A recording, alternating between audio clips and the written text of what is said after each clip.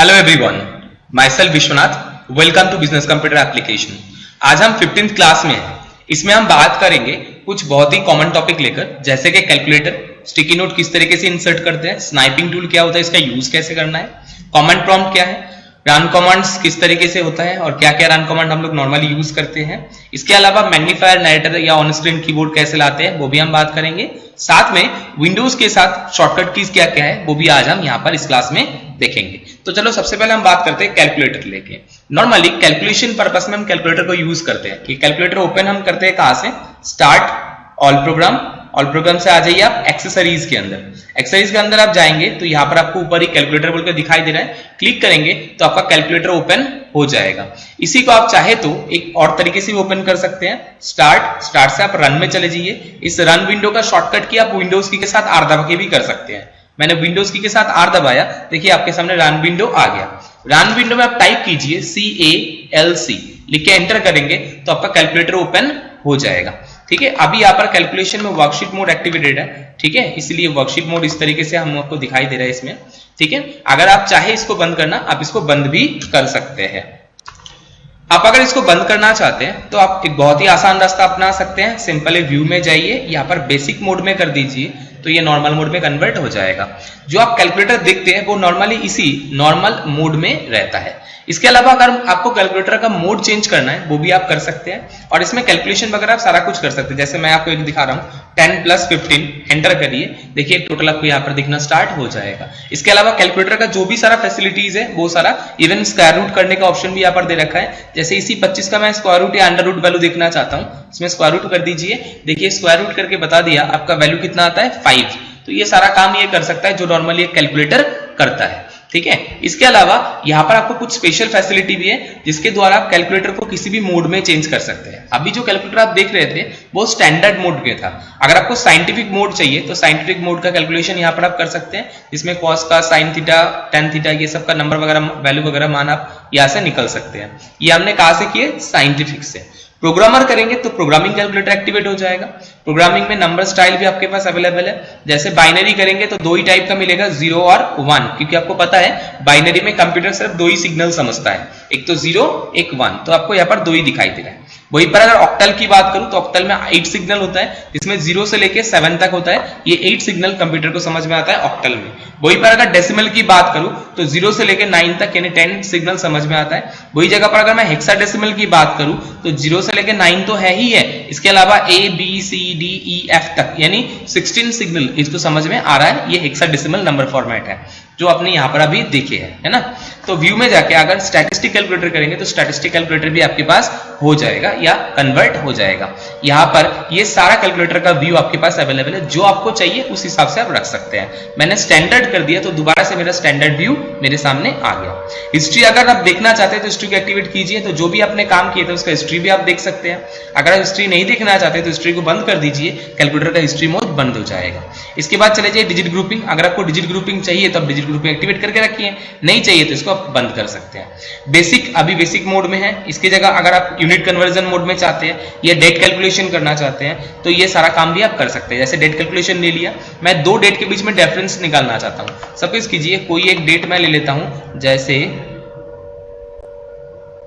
1986 ले लेते हैं। जैसे यहां पर मैंने ले लिया 86, मुझे इसी के अंदर मिल जाएगा ग्रुपिंग में 86। मेरा डेट ऑफ बर्थ ले लेता हूं अगस्त 14 अगस्त 1986 और आज का डेट है 14 जून 2020, है ना। कैलकुलेट में क्लिक कीजिए तो ऑटोमेटिकली बता देगा कि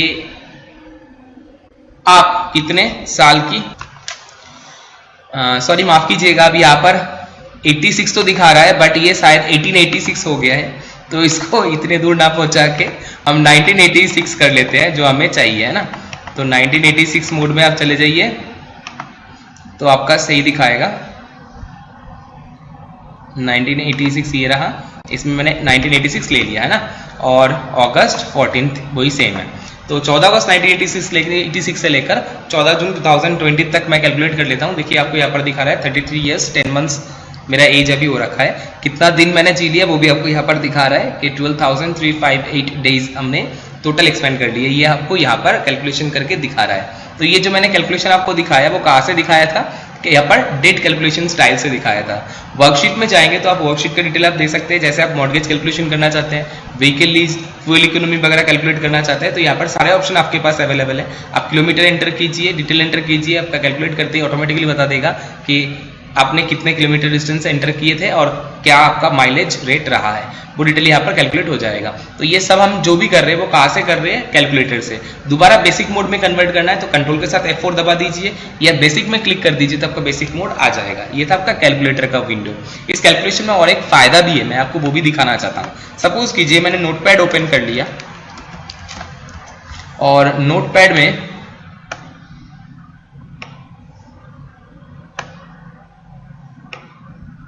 मुझे कुछ वैल्यू दे दिया गया, इसके साथ मल्टीप्लाई करने के लिए बोला ये वैल्यू, और कितना आता है आपको रिजल्ट बताना है। तो आप कैसे बताएंगे, आप एक काम कीजिए, इसको सिलेक्ट कर लीजिए डबल क्लिक करके, जैसे मैंने सिलेक्ट कर लिया। अभी सिलेक्ट करने के बाद इसको कॉपी करिए। आप यहाँ से कॉपी कैसे करते हैं आपको पता है, एडिट, एडिट से कॉपी, या राइट क्लिक करके भी आप कॉपी कर सकते हैं। आप कैलकुलेटर में ये वैल्यू को आप सीधा लेके आ सकते हैं। कैसे, एडिट में जाइए और पेस्ट में क्लिक कर दीजिए, देखिए आपका वही वैल्यू आ गया और डिजिट ग्रुपिंग आपका एक्टिवेटेड था इसलिए डिजिट ग्रुपिंग के साथ दिखा रहा है। मल्टीप्लाई कर दीजिए, दूसरा वैल्यू कौन सा था हमारा, ये वाला, तो मैंने इस वैल्यू को सिलेक्ट कर लिया और इस वैल्यू को मैं मल्टीप्लाई करना चाहता हूं। तो पहले इस वैल्यू को भी हम क्या कर लेते हैं, कॉपी कर लेते हैं।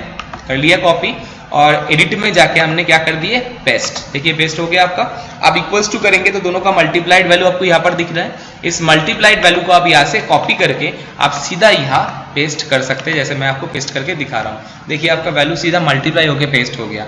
ये सुविधा आपका कैलकुलेटर का है। किसी भी एप्लीकेशन में आप बैठे हैं, सीधा आप कैलकुलेशन करना चाहते हैं तो इस तरीके से आप कैलकुलेशन कॉपी पेस्ट करके भी कर सकते हैं। तो ये था हमारा कैलकुलेशन का काम जो हमने अभी देखे थे। तो ये आपको शायद इसमें कोई दिक्कत नहीं है, तो कैलकुलेटर आपको समझ में आ गया।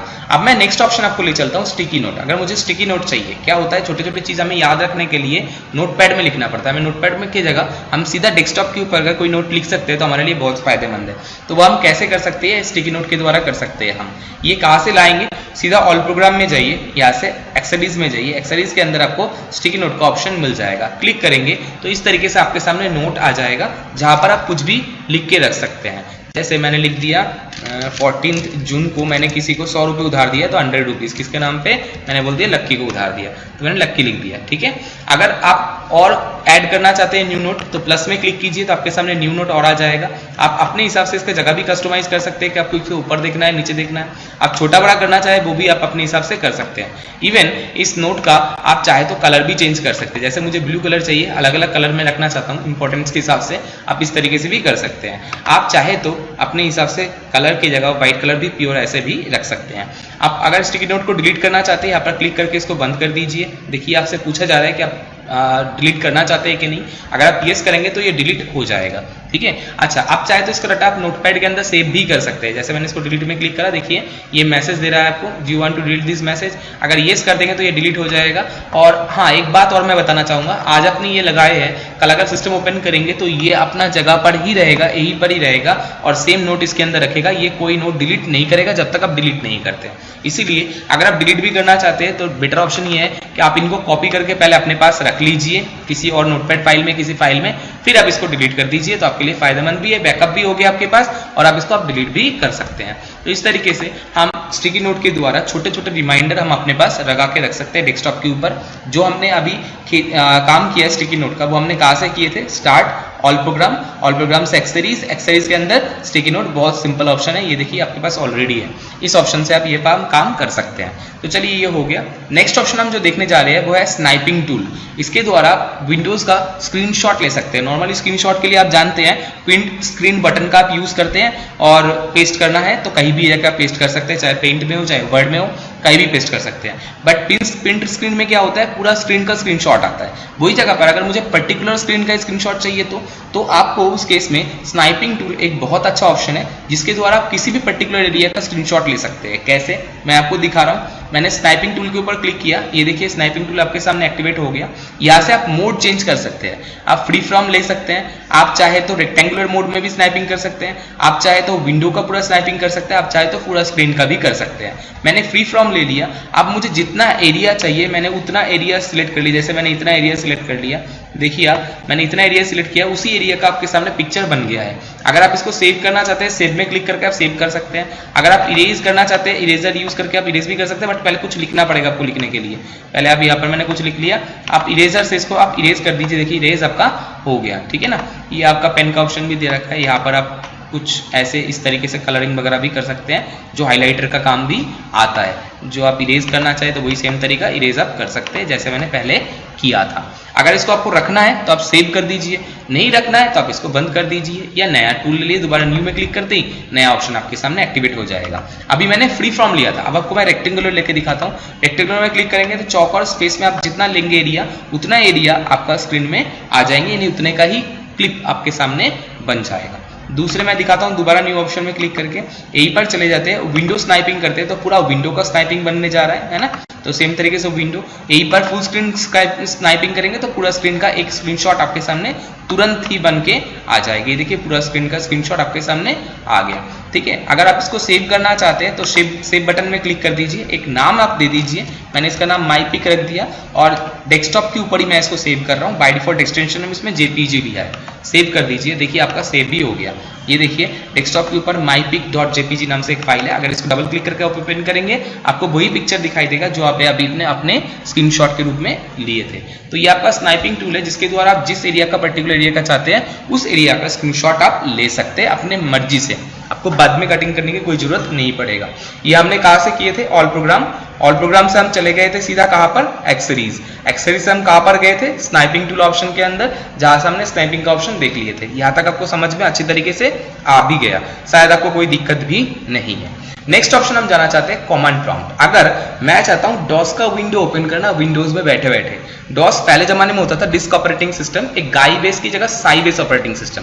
अभी जो इसमें करते हो ये गाई बेस है, ग्राफिक यूजर इंटरफेस। इसमें आपको कोई भी काम करने के लिए जस्ट आइकन में क्लिक करना होता है, आपका काम हो जाता है। जैसे इसको सिलेक्ट करना है तो भी आप इसमें क्लिक करें या डबल क्लिक करेंगे तो आपको ओपन हो गया। बंद करना है तो सिलेक्ट क्लोज बटन में आपने सिलेक्ट किए तो आपका क्लोज हो गया, एप्लीकेशन बंद हो गया।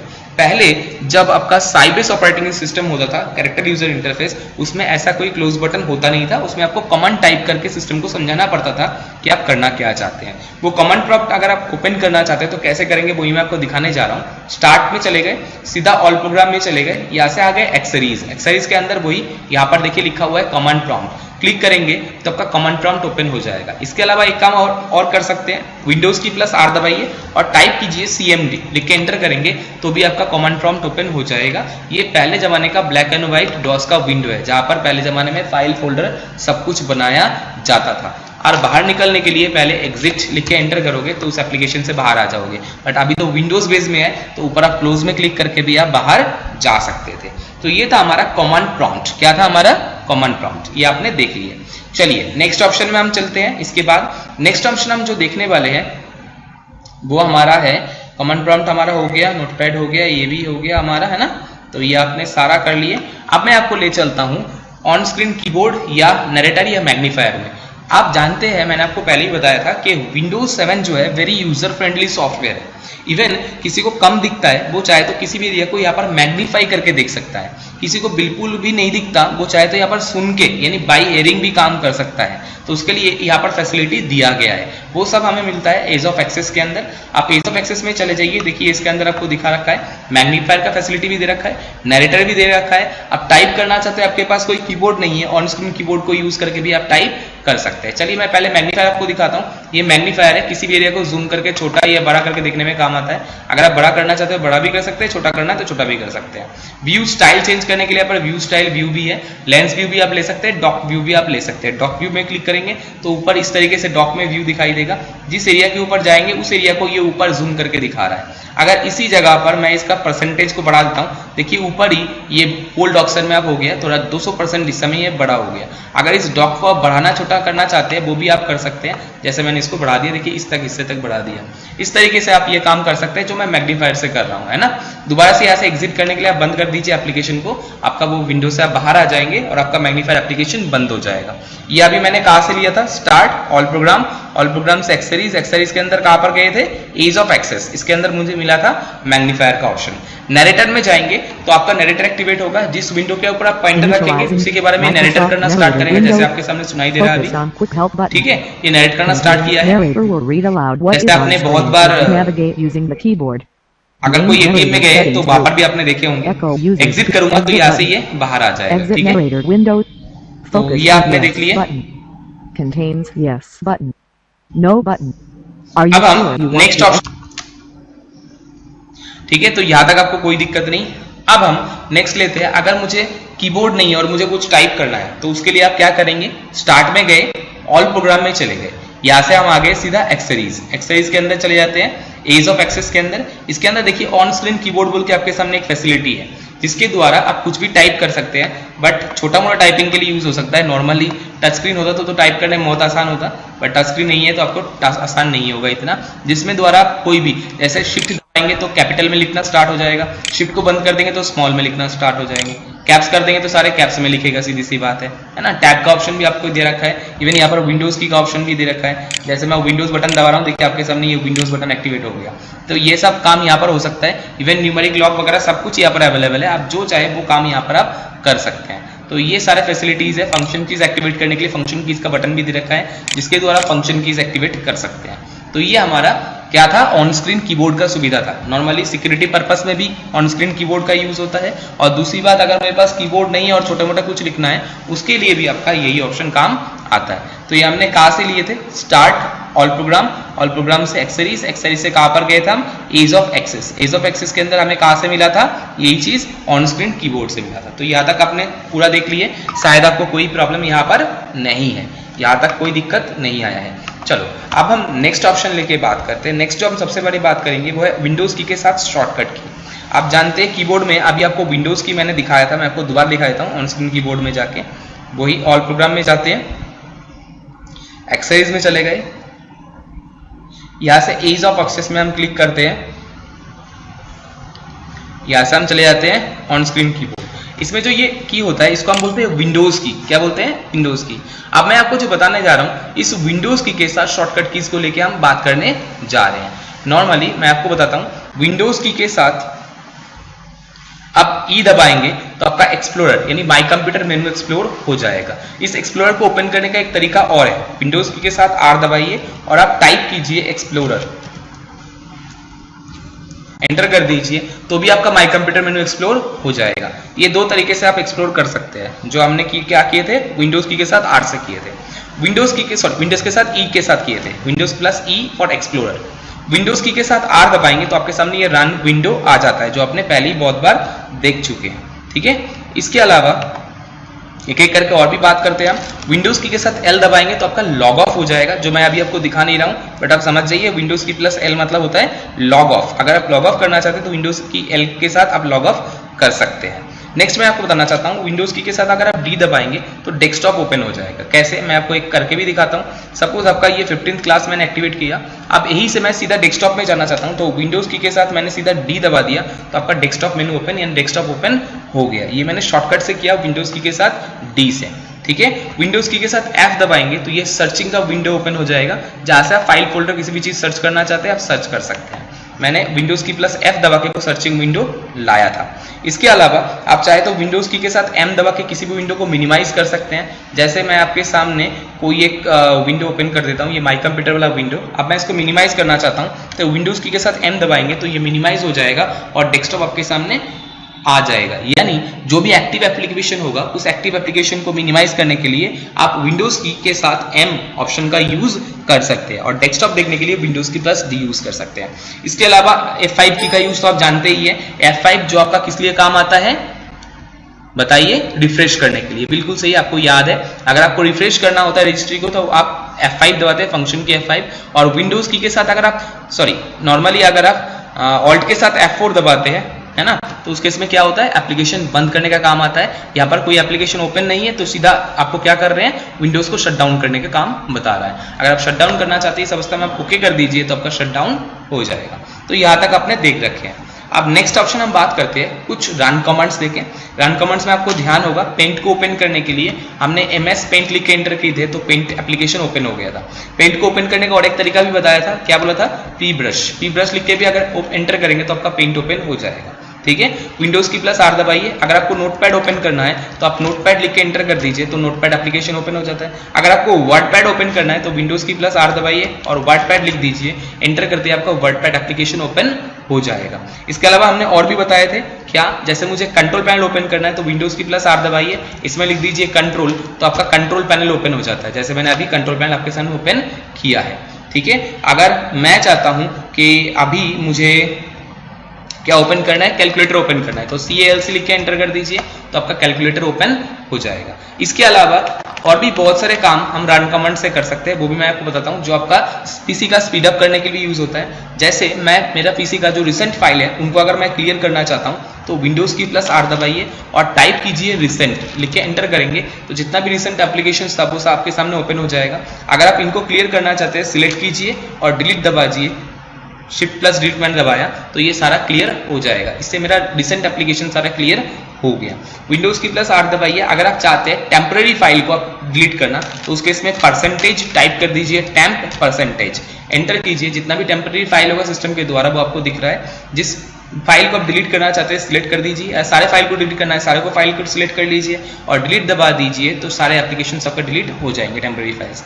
कोई अगर आप चाहते हैं कि एग्जीक्यूटेबल जो एग्जीक्यूटेबल जो टेम्पररी फाइल होता है उनको क्लियर करना तो विंडोज की +R दबाइए और एक कमांड टाइप कीजिए प्रीफेच, जैसे मैं लिख रहा हूँ, एंटर करिए तो जितना भी आपका एग्जीक्यूटेबल टेम्पररी फाइल है वो सारे आपके सामने ओपन हो जाएगा। इनको सिलेक्ट करके आप डिलीट कर दीजिए तो सारे एप्लीकेशन आपका डिलीट हो जाएगा, मतलब जो एप्लीकेशन नहीं सारे शॉर्टकट्स जो है जो टेम्पररी फाइल्स है वो सब आपका क्लियर हो जाएगा।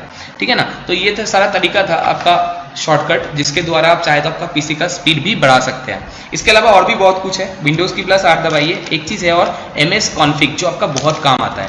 MS कॉन्फ़िग लिख के एंटर कीजिए तो पीसी को स्टार्टअप लोडिंग वगैरह सब कुछ आप यहाँ पर से सेट कर सकते हैं। जैसे मैं बूट में चला गया, इसमें 2 विंडो इंस्टॉल्ड है जिसमें से जो भी विंडो को आप प्राइमरी रखना चाहते हैं आप उसको सिलेक्ट करके प्राइमरी डिफॉल्ट कर दीजिए तो बाय डिफॉल्ट जब भी बूट होगा तो उसी विंडो को बाय डिफॉल्ट ये लोड करेगा।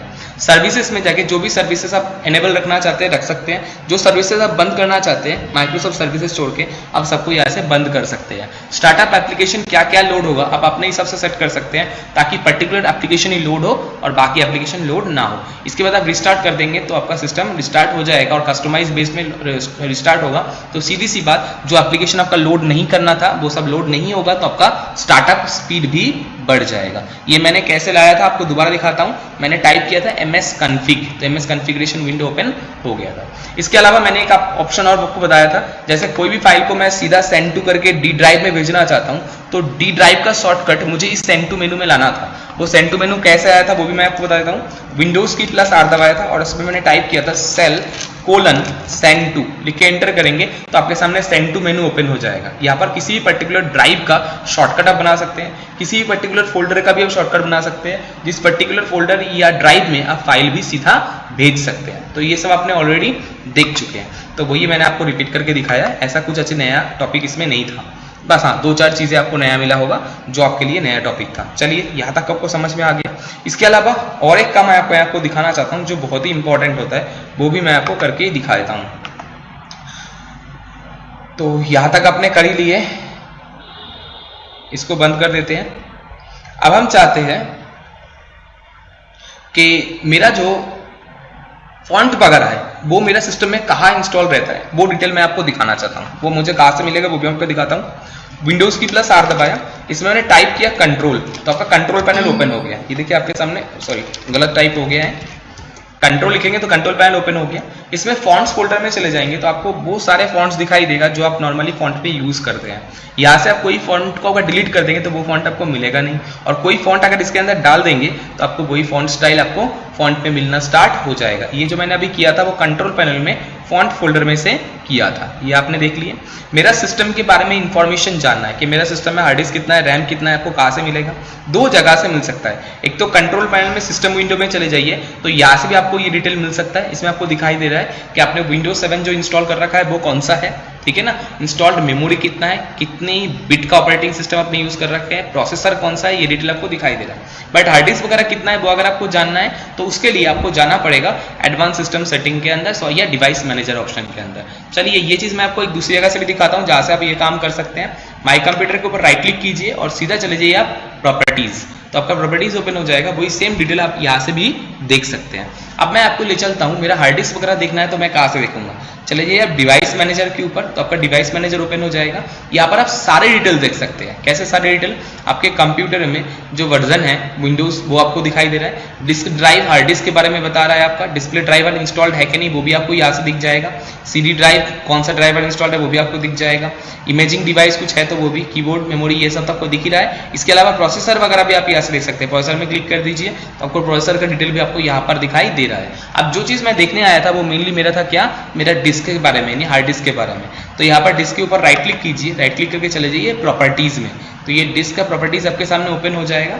यहाँ से आप चले जाइए वॉल्यूम, वॉल्यूम में चले जाइए पॉपुलेट पे। जब भी पॉपुलेट पे क्लिक करेंगे तो ये ऑटोमेटिकली कैलकुलेट करके बता देगा कि आपका डिस्क का साइज कितना है। जैसे आपको यहाँ पर दिखा रहा है अभी 4,76,939 यानी 939 MB इतना दिखा रखा है। इसका मतलब अगर इसको 1000 में राउंडेड करते हैं तो 476 GB का इसमें हार्ड डिस्क है, यानी 500 GB का हार्ड डिस्क है। 476 GB इसको राउंडेड करेंगे तो 500 GB हो गया, यानी 500 GB का इसके अंदर हार्ड डिस्क लगा हुआ है, जिसमें दो पार्टीशन बना हुआ है, एक सी के नाम से एक डी के नाम से।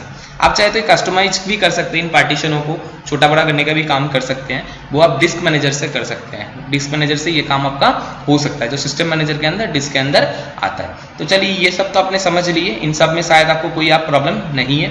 सिस्टम में साउंड ड्राइवर वगैरह इंस्टॉल्ड है कि नहीं आप यहाँ से देख सकते हैं। अगर कोई डिस्प्ले ड्राइवर वगैरह इंस्टॉल्ड है कि नहीं वो भी आप यहाँ पर डिस्प्ले एडेप्टर में जाकर चेक कर सकते हैं कि डिस्प्ले ड्राइवर इसमें इंस्टॉल्ड है या नहीं है। तो आपको ये सारे डिटेल आपको जो मैं दिखा रहा हूँ वो मैं कहाँ से दिखाया था अभी, डिवाइस मैनेजर से। डिवाइस मैनेजर में क्लिक करेंगे तो आपके सामने ये सारे डिटेल आ जाएगा, जाके कंप्यूटर के बारे में पूरा हार्डवेयर डिटेल आपको यहाँ पर बता देता है। इवन किसी भी हार्डवेयर को अपडेट वगैरह करने का काम भी आप यहाँ से कर सकते हैं। नॉर्मली जैसे जिस मेनू को आपको करना है, जिस हार्डवेयर के ऊपर करना है उसके ऊपर राइट क्लिक करेंगे, अगर स्कैन हार्डवेयर चेंज में क्लिक करेंगे तो जो भी हार्डवेयर में चेंजेस हुआ है वो ये खुद ही ले लेगा।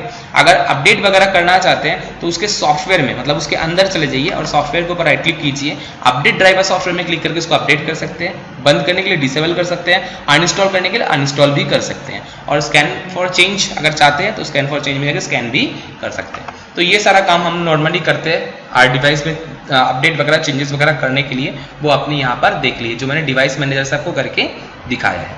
तो यहाँ तक शायद अब आपको कोई और प्रॉब्लम नहीं है। फिर भी अगर कुछ प्रॉब्लम या डाउट है तो डाउट सेशन तो है ही आपके लिए, जो डाउट सेशन में आप इन सबको क्लियर कर भी सकते हैं।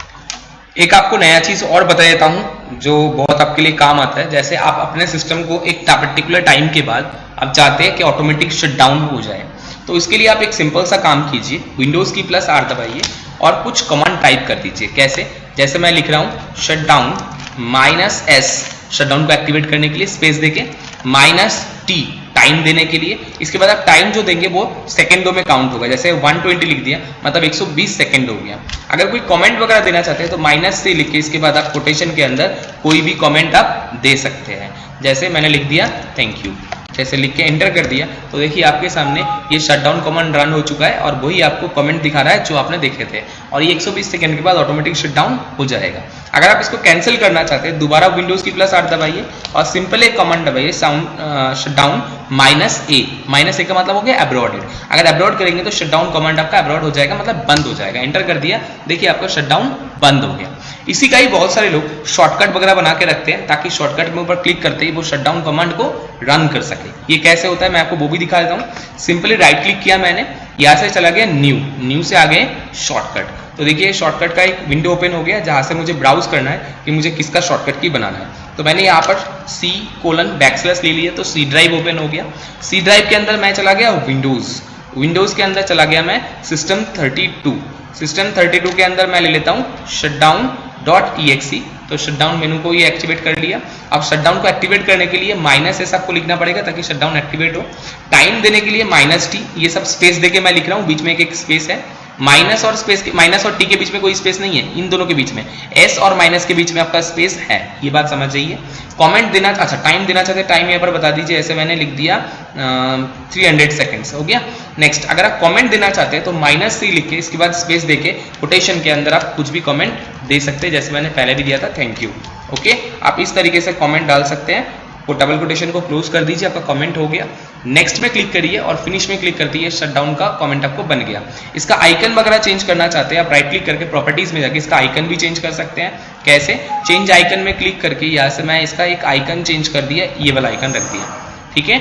ये आइकन देने से मेरा फायदा क्या होगा, पहचान आ गया कि ये मेरा शटडाउन के लिए है। अब जब भी मैं इसके ऊपर डबल क्लिक करूंगा मेरा शटडाउन रन हो जाएगा और उतने टाइम के बाद, जो टाइम मैंने दिया था 300 सेकंड्स, उसके बाद ऑटोमेटिकली मेरा सिस्टम शटडाउन हो जाएगा। अगर मुझे इसको कैंसिल करना है तो कैंसिल करने के लिए मैंने आपको बताया था, यहाँ से क्लोज करने से कोई कैंसिल का कोई मतलब नहीं है, वो कैंसिल नहीं हुआ, वो चालू है, अभी काउंटिंग चल रहा है, ऑटोमेटिकली बंद हो जाएगा। अगर आपको बंद करना है शटडाउन कमांड को तो आपको जाना है वही स्टार्ट से चले जाइए, दोबारा रन में जाकर टाइप कर दिए शटडाउन -a, जो मैंने यहाँ पर टाइप किया है, एंटर कर दीजिए। एंटर कर दिया पर शटडाउन कमांड एब्रॉडेड हो जाएगा, कैंसिल हो जाएगा, अब शटडाउन काम नहीं करेगा। तो इस तरीके से आप छोटे मोटे काम भी करके रख सकते हैं। इसी को अगर आप स्टार्टअप मेनू में डाल देंगे तो स्टार्टअप में चला जाएगा। स्टार्टअप में आप जो भी डालेंगे वो चीज आपका सिस्टम स्टार्ट होते ही चालू होता है। जैसे मान लीजिए कोई भी कमांड या कोई भी डिटेल अगर मैं स्टार्टअप में डाल देता हूं तो सिस्टम स्टार्टअप के साथ ही वो एप्लीकेशन या वो कमांड चालू कर देता है। जैसे मैं आपको करके भी एक दिखा देता हूं, मैं आपको स्टार्टअप रिस्टार्ट करके तो दिखाऊंगा नहीं, बट आप ये समझ के कर लीजिएगा। जैसे मैं आपको बताता हूं, विंडोज की +R दबाया और मैंने यहां पर लिख दिया सेल :startup।